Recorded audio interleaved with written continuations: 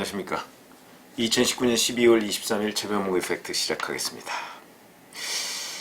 오늘 그러니까 4+1에서 이제 선거법, 공수처법 뭐 이런 걸 다 합의를 했죠.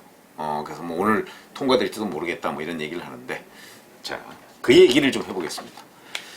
바른미래당과 정의당의 주도로, 그러니까 손학규 대표, 그 다음에 심상정 대표, 이 두 사람이 주도해서 만든 군소정당들이 이제 민주당과 협상을 벌여서 연동형 비례대표제를 도입하자 라고 했던 이유, 그리고 민주당이 그래 그러면 연동형 비례대표제 도입할게, 대신 공수처법 좀 해줘, 이렇게 해가지고 양쪽의 이해관계가 맞아떨어져서 협상을 시작했던 것, 그것이 바로 패스트트랙 사태였습니다. 올 4월 달에 있었죠. 자유한국당은 빼고, 그 자유한국당을 뺀 나머지 정파끼리 패스트트랙에 합의했는데, 그것이 역사적으로 보면, 그리고 정의의 관점에서 보면 대단히 부당한 일임에도 불구하고 바로 그런 식으로 합의를 했던 것입니다. 그 합의했던 배경에는 정의롭지 못하고, 그 다음에 여러 가지의 그 어떤 국민 눈총이 따가운 것을 알면서도 정의당과 바른미래당이 했던 그런 일에 동참을 했던 이유는 바로 어찌됐든 간에 이런 식으로 계산법을 바꾸면 그러면 의석이 늘어난다 하는 오로지 그거 하나의 목표였기 때문이었습니다.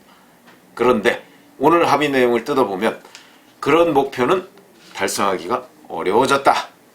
그러니까 이걸 위해서 그동안 그렇게 그러면 정의와 반대의 길을 갔는가 하는 의문을 제기하지 않을 수가 없는 이런 사태가 돼버렸습니다.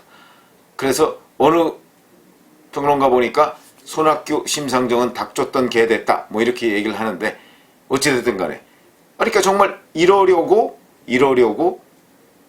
그토록 여러 가지 코미디 같은 상황을 벌였나?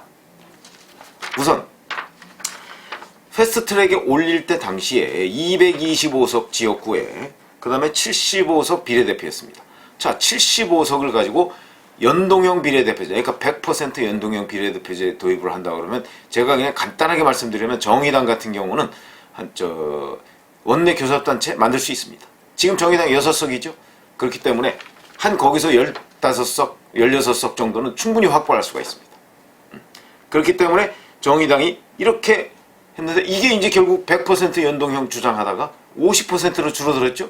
이렇게 되니까 자기네들이 목표로 했던 원내교섭단체는 무산되고, 그 다음에 이제 원내교섭단체 정도가 아니고 뭐 이렇게 되면 별로 남는 장사가 안 된 거 아니야, 뭐 이렇게 얘기가 될 상황이 됐습니다. 그 상황이 됐고, 거기에다가 석패율제도 안 하겠다 그러니까 사실은 이제 연동형 비례대표제 50에다가 그 다음에 심지어는 민주당이 연동형 캡 얘기를 해가지고 30석밖에 못하겠다. 그러니까 우선 225에 75를 250대 50으로 바꾸겠다 이렇게 얘기를 하니까 의미가 없어졌습니다. 지금 현재 지역구가 253석입니다. 그런데 250석을 지역구로 한다? 그럼 3석 줄이자고 지금 이 난리를 쳤는가? 올해 내내 이런 회의가 들죠. 그러더니 이마저도 이 50석을 다 연동형으로 하는 것이 아니고 연동형 캡이라는 게 그 중에 30석만 연동형으로 하겠다는 겁니다. 30석만. 그러더니 오늘 최종 합의는 그것도 아니고, 그럼 250대 50도 아니고 그냥 253대 47 현행대로 하자. 대신 47 중에 30석을 연동형으로 하자.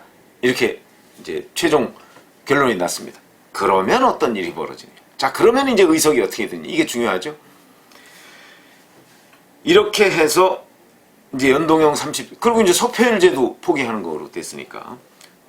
그렇게 돼서 계산을 대략 해보니까 민주당과 한국당은 만약에 현행 그 250대 50 이렇게 하고, 이제 현행 253대 47이죠.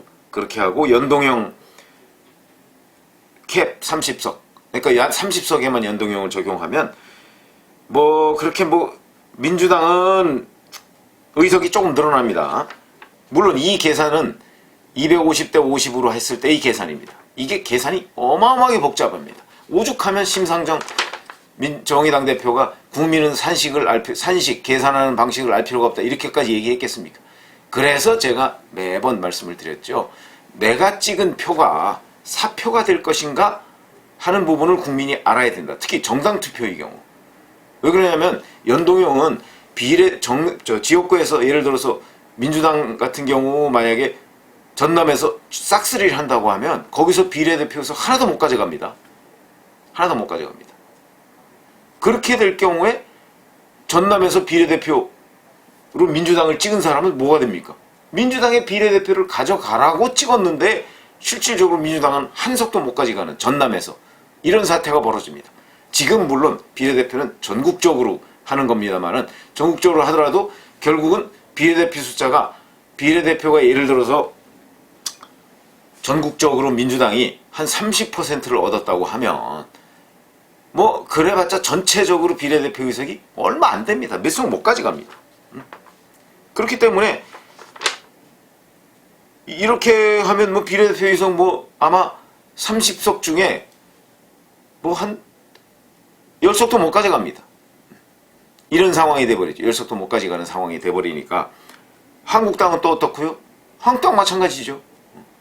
그렇게 돼버리니까 결국은 비례대표로 민주당을 찍었다, 한국당을 찍었다 하는 사람들은 자기 표가 정말 민주당에, 정말 한국당에 도움이 되는지 여부를 알 수가 없는 상황이 돼버립니다.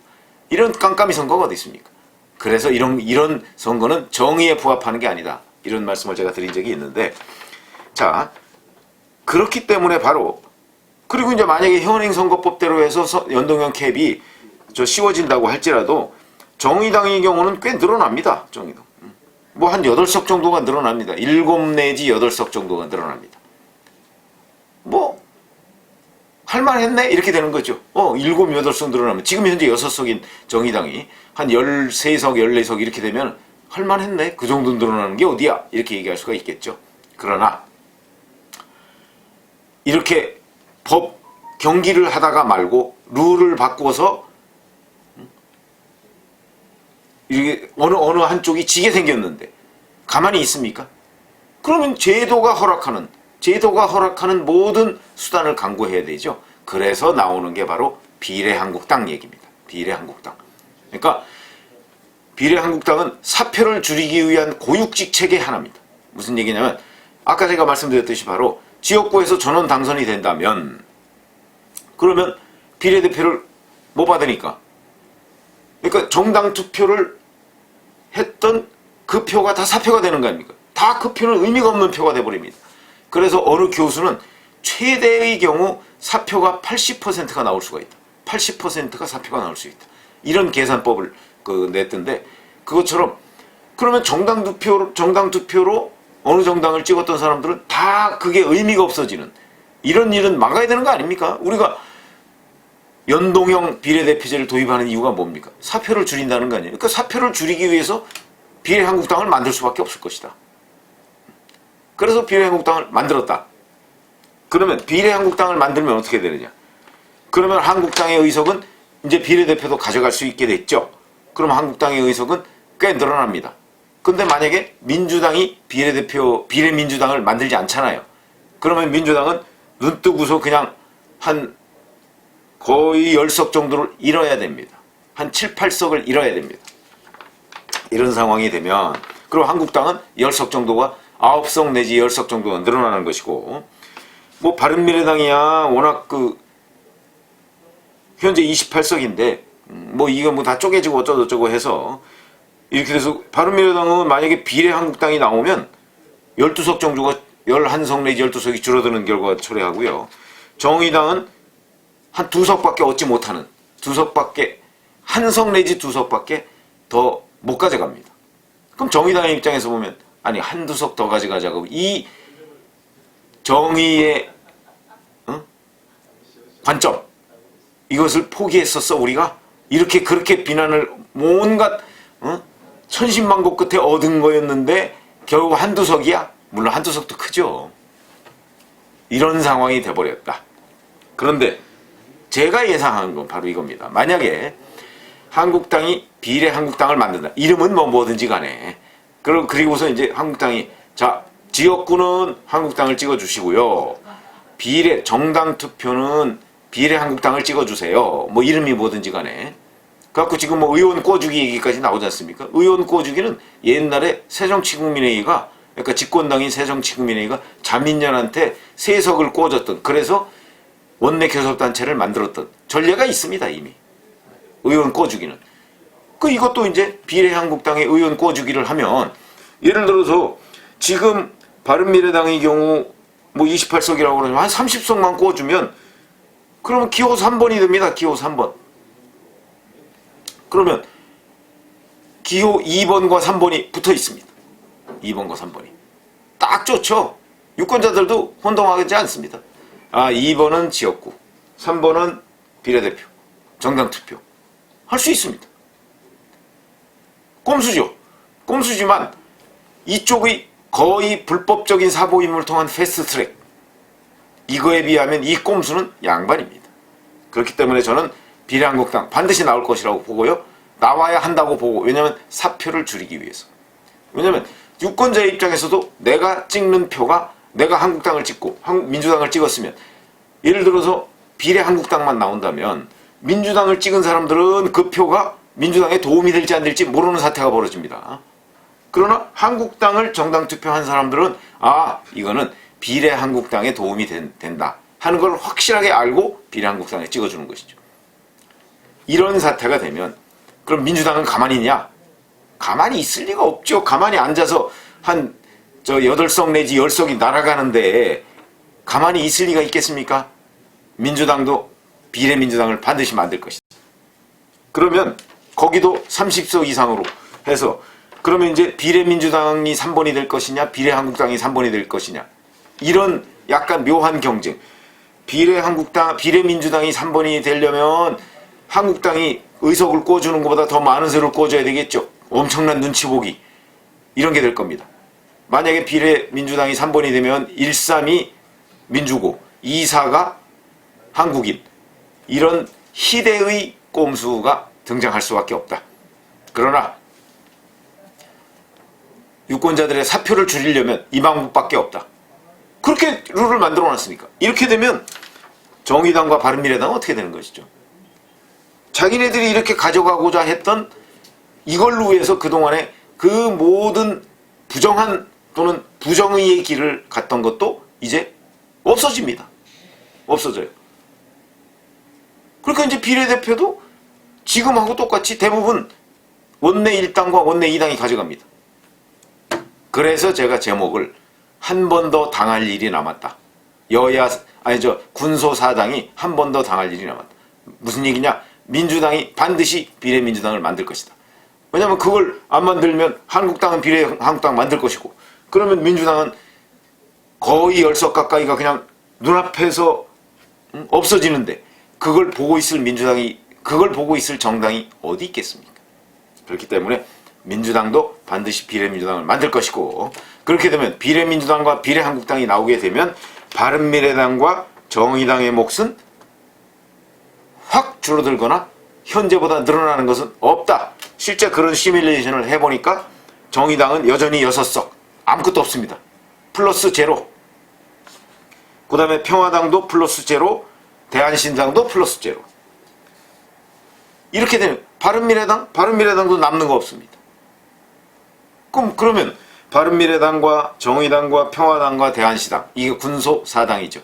이 군소 4당은 이제 결국은 민주당이 추구하고자 했던 공수처법에만 동의를 해주고, 자기네들은 선거법에서 의석을 좀 이득을 보려고 했는데 그 이득이 전혀 없어지는, 이거는 뭐 뒤통수 맞고 그 다음에 앞에서도 또 주먹이 날아오고 결국 몽롱한 상태가 돼버린 이런 일이 벌어진다. 그래서 이게 벌어지지 않고자 한다면 지금 군소 이 4당이 민주당한테 비례민주당을 만들지 않겠다 하는 무슨 각서라도 받아두면 되는데, 그 각서 받아두는들 무슨 의미가 있습니까? 아무 의미가 없습니다. 결국은 군소 4당이 정의의 길을 가지 않은 대가를 아마도 혹독히 치를 것이다. 그거 조만간에 만약에 선거법이 통과가 된다면, 그리고 선거법이 첫 번째로 상정이 돼야 됩니다. 이게 통과가 된다면 이제 곧 이어서 공수처법 올라갈 텐데, 뭐 그건 통과될 수 있습니다. 자기는 그러니까 4+1이 합의를 하면 충분히 통과될 수 있습니다. 통과되고 난 이후에 자 그러면 비례한국당 이제 창당하죠. 그러면 비례민주당 창당할 겁니다. 이렇게 되면 이 사당은 허걱 이런 상태가 돼버립니다. 결국 자기네들은 자 우리가 무엇을 위해서 그동안 민주당한테 이렇게 사정사정하고 뭐 배수진을 쳤다가 또 뒤통수 맞고 이런 일을 벌였는가? 이런 한탄만 남을 것이다. 명분도 잃고 실리도 잃고 모든 걸 잃어버린 이런 정당, 아마 이런 정당은 내년 4월 15일 총선에 국민의 심판을 받지 않을 수가 없을 것이다. 오히려 자기들은 뭐 사표를 줄이자 뭐 이렇게 얘기를 했지만 오히려 그게 정의의 길이 아니기 때문에 그로 인해서 국민의 심판을 받는 일이 생길지도 모르겠다. 이런 말씀을 드립니다. 감사합니다.